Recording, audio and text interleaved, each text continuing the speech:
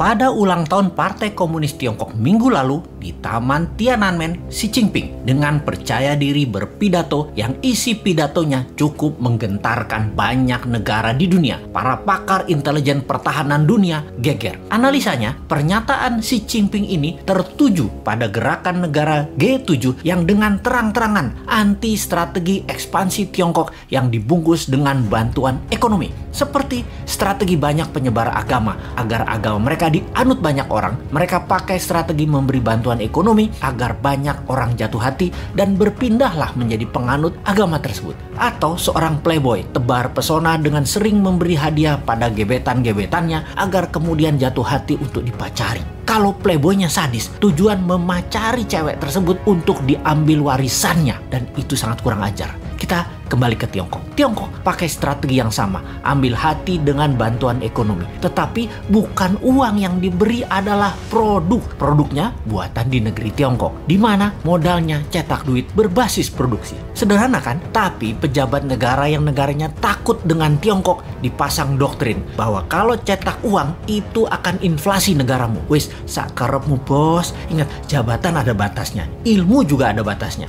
Hanya kebodohan yang ada batasnya. Nanti New Mind pakai strategi sama, memberi. Kalau sekarang kita lanjut dengan G7 yang anti strategi Tiongkok dan akan mempunyai program B3W yang menyediakan anggaran 10 kali anggaran Tiongkok ekspansi ke luar negeri. Kalau New Mind jadi, kita nggak pakai keduanya, kita main sendiri. Wis, pinter kalau urusan dalam negerinya. Ke luar negerinya, kedua pihak G7 dan Tiongkok kita mainkan. Lalu Xi Jinping mengatakan akan melakukan 3 hal. Memenggal kepala negara yang melawan dan membuli dan membuat masalah dengan Tiongkok. Tiongkok akan membangun 100 silo. Silo adalah tempat peluncuran nuklir warhead roket. Kemudian akan mengambil secara utuh kembali, yaitu Taiwan, Macau, dan Hong Kong. Ini agresi militer niatnya. Biden, pemimpin Amerika, gemetar. Dan Biden mengajak Tiongkok, Rusia, dan Amerika untuk membuat pertemuan 3 negara. Di sini, perebutan global power mulai dicanangkan. Ini serius. Kalau Anda nasionalis dan patriotis NKRI garis lurus, kita membahas negara mulai dari sini. Kita menengok sejarah dunia dalam masalah perekonomian dunia. Tiongkok sejak 3000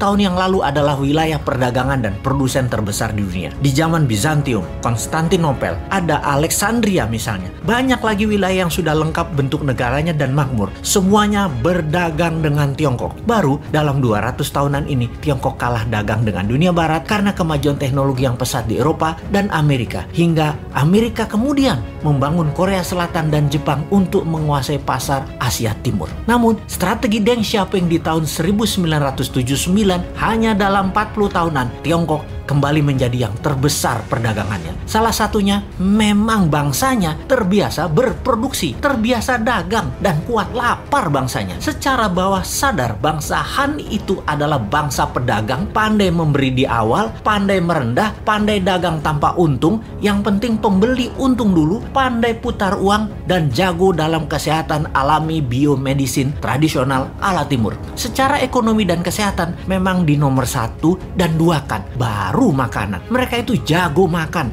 Makanan mereka enak-enak. Secara dasar kehidupan, pola pikir bawah sadar mereka ya happy-happy dan kerja keras. Work hard, play hard. Jangan kayak di negara tetangga, banyak yang work soft, no play. Ai mate dah lu.